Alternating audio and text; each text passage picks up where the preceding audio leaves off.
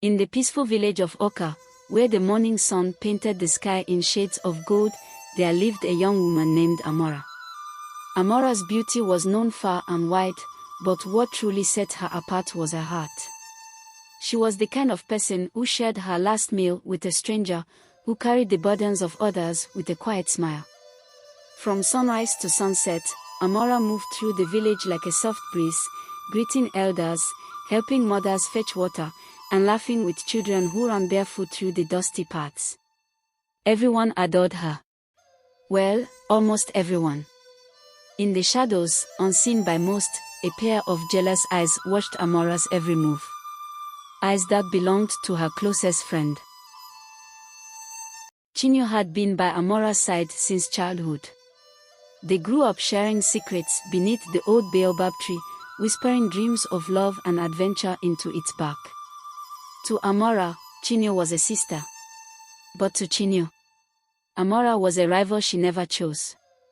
As the years passed, Amora's grace and kindness drew people in, while Chinyo's bitterness pushed them away. Still, Chinyo smiled beside her friend, masking her envy behind forced laughter.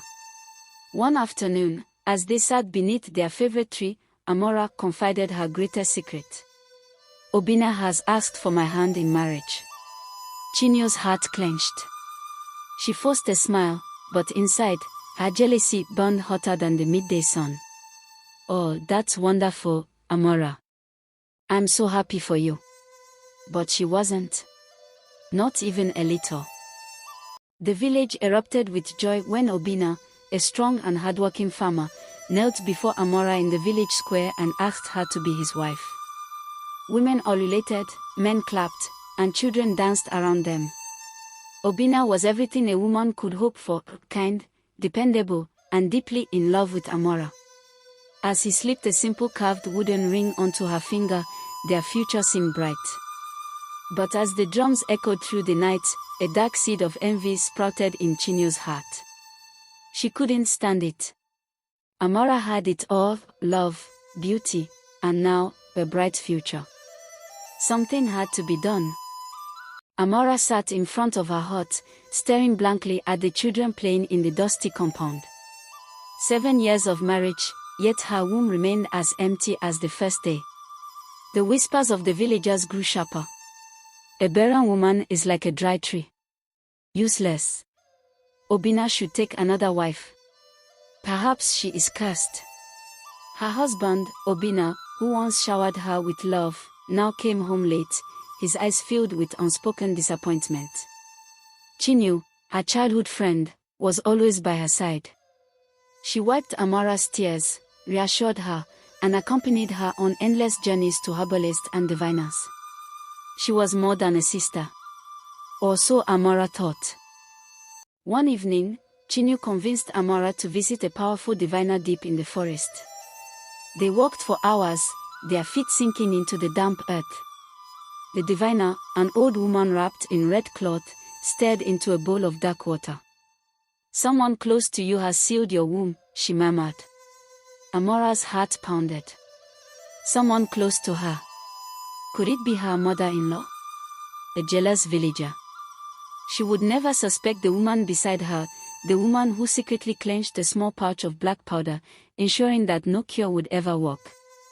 Later that night, as Amora drank from the water pot, Chinyo watched her lips touch the rim. A wicked smile played on her lips. The potion was working. As months passed, Amora's despair deepened. One night, she had a terrifying dream, a black snake coiled around her stomach, tightening its grip. She woke up screaming. Desperate, she sought another diviner. This time, she did not tell Chinyo. The new diviner, a blind man with a long grey beard, burned incense and threw cowries onto the mat. He shook his head. Your friend has sealed your womb out of jealousy. She walks with you by day and poisons you by night. Amora gasped. When she confronted Chinyo, her friend laughed. And what will you do, barren woman? Chinyo sneered. Rage boiled in Amora's veins. She ran to the village square, screaming Chinyo's betrayal. The villagers gathered, murmuring in shock. The elders summoned a priestess to perform a ritual of truth.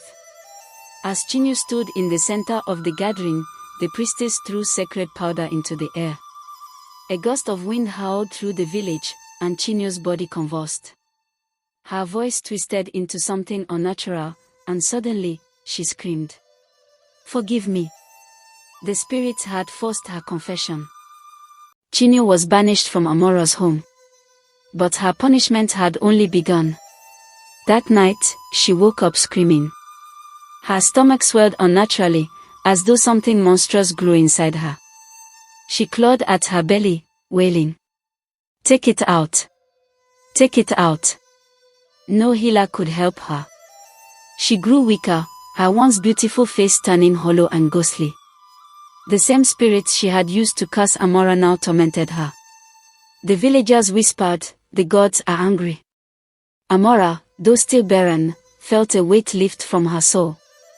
The evil had been exposed. Chinyu's suffering lasted for weeks. Her body shivered until she was nothing but skin and bones. One evening, during a fierce thunderstorm, she crawled to Amora's doorstep, gasping, "Forgive me, please." But it was too late. She collapsed, lifeless. At that moment, the clouds parted, and the village air felt lighter. The curse was broken. Months later, Amora's body changed.